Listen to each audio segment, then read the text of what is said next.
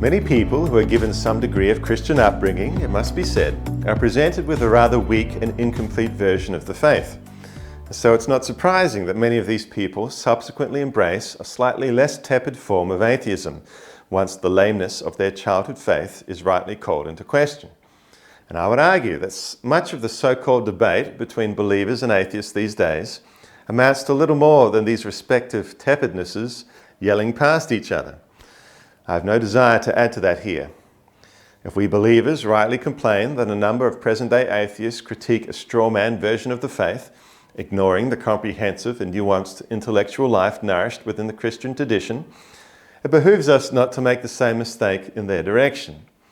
As such, in addition to the shallow and silly disparagement of religion so common these days, we must also acknowledge that there exist robust and thorough versions of atheism as well, which make serious critiques that serious believers need to reckon with. An exemplar of such reckoning was the Russian novelist Fyodor Dostoevsky. Though himself a man of deep faith, through the atheist characters in his novels, he faced with searing bluntness themes such as the hypocrisy and scandal within the church and the overwhelming suffering endured by so many in this world. In this, he was a fine example of the fact that intellectual humility need not represent a compromise with the truth. So, there's so much that could be said on this topic, but for the purposes of this video, I'd just like to briefly highlight a few themes that I tend to raise when I'm in conversation with a fair-minded atheist.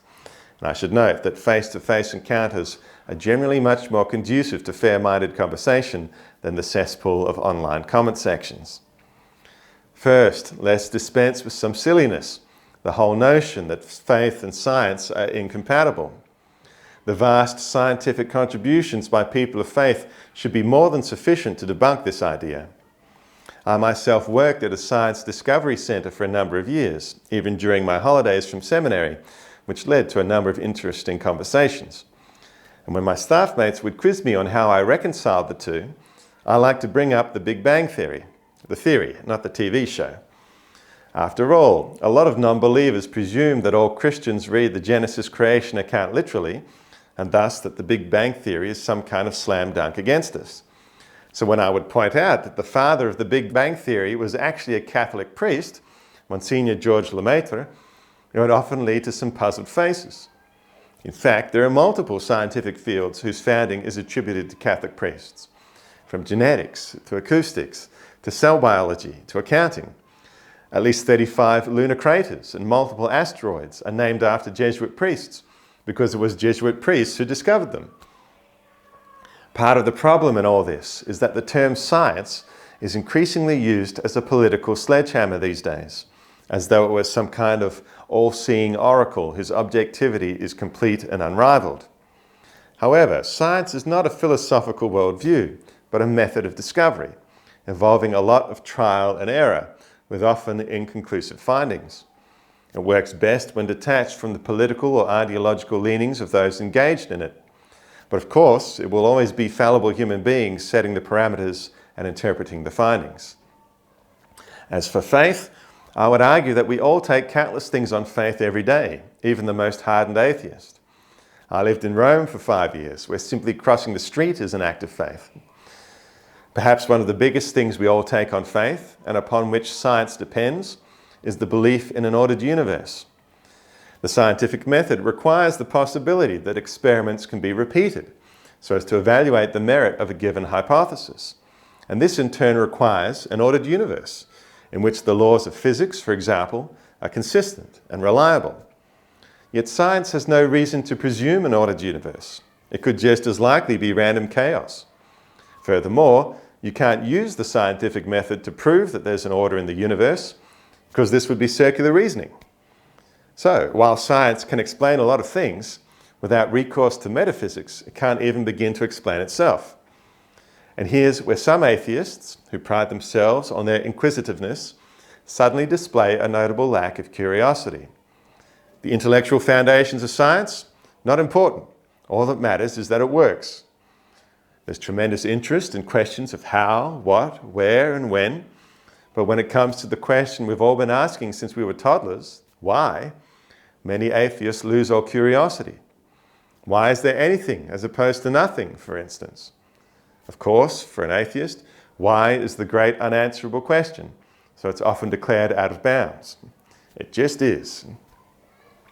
It's not a coincidence that modern science emerged from the monotheism of Christian Europe, with a few assists from the monotheism of the Muslim Middle East. Christianity believes that all of creation is infused with divine order, and this laid the philosophical foundations upon which the scientific method could flourish, as it did in the church-founded university system. Moreover, the prevailing monotheism meant that Christian Europe no longer worshipped nature, as their ancient ancestors had, which now freed them to analyze it with the necessary detachment. Building upon classical philosophy, Catholic scholars outlined three properties of being, known as the three transcendentals: truth, beauty, and goodness. These are objective properties of everything that exists, and they are ultimately seen as flowing from the true, good, and beautiful God.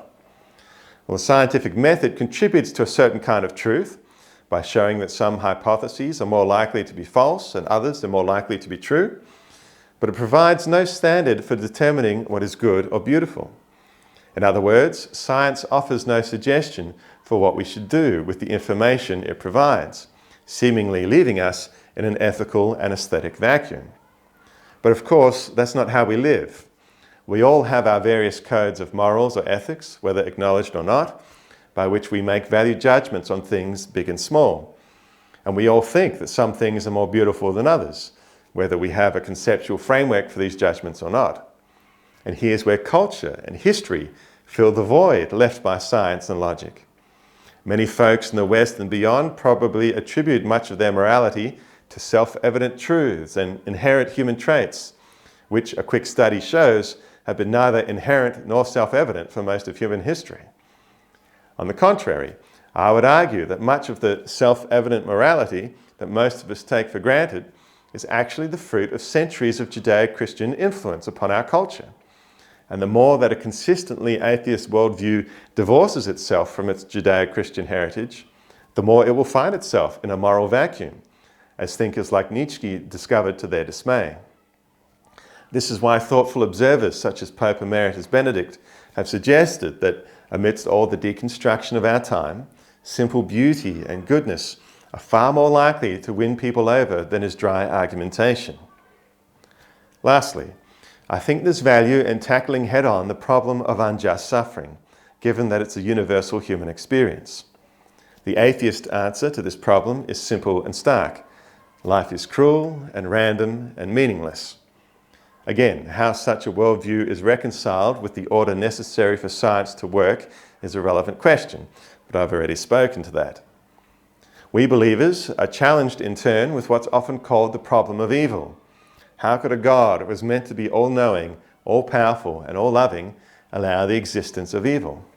This is a real problem, which people far smarter and holier than I have wrestled with over the centuries. And we should admit that some Christians try offering some very saccharine cliches in response, which I would caution anyone against using with a grieving mother in a hospital emergency room. I would argue that Christianity's best response to the problem of unjust suffering isn't an idea, but an event, namely the crucifixion. In the crucifixion, we see God himself personally entering into the mystery of human suffering and experiencing it from the inside. And as a priest, I've seen this image of Christ on the cross offer far more consolation to grieving parents, for instance, than any words of mine ever could. For it shows that we are not alone in our suffering, but that God in Christ is right there in the middle of it with us. And then, when the time is right, if a person's faith allows, the sorrow of Good Friday gradually gives way to the dawn of Easter Sunday. And the reason why the Easter story truly is good news is that if God can take the brutal death of his only begotten Son and transform it into the salvation of the world, then none of our own sufferings are beyond his ability to touch. None of our tragedies are beyond his ability to transform. None of our deaths are beyond his ability to raise new life. The good news of Easter is that suffering and death no longer have the final say. Our God has entered into the depths of human suffering and transformed it into new life. Therefore, suffering is not meaningless, and life is not meaningless. And to be sure, this response is an act of faith, but it's a faith that's not contrary to reason, as anyone willing to engage with a thinker like Thomas Aquinas, for instance, will soon discover. And it's a faith that I've seen bring countless people back from the pit of despair. Nothing but wishful thinking, some will say. Well, they're free to think that. But we humans cannot survive very long without meaning. And yet with genuine meaning, we can endure some remarkably difficult things. And this lived human evidence, if you want to call it that, is perhaps a more convincing response to the challenge of unjust suffering than any theoretical concept. Okay, I'll leave it there for now. I should emphasize that I don't consider any of these points I've made to be slam dunk rebuttals of atheism, but I do think they make a decent launching pad into a conversation with someone willing to have one.